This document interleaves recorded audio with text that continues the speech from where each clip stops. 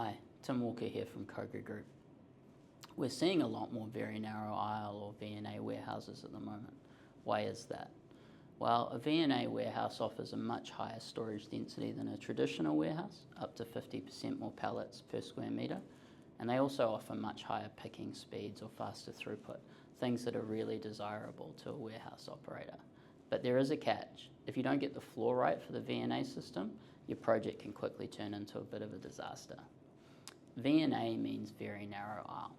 It's a system where the racking aisles are designed to be just wide enough to allow a special forklift to operate, and you typically only have a small clearance between the forklift and the rack, something like 50 mm.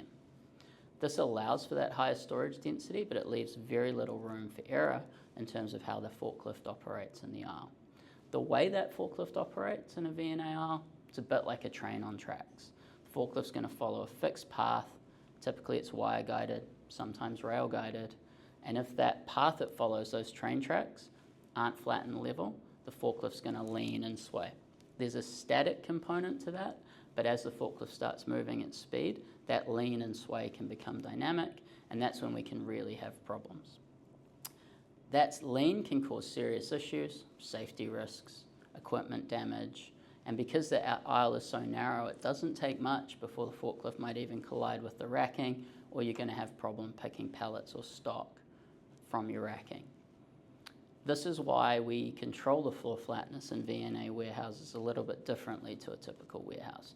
We use what's called a defined movement, or DM flatness.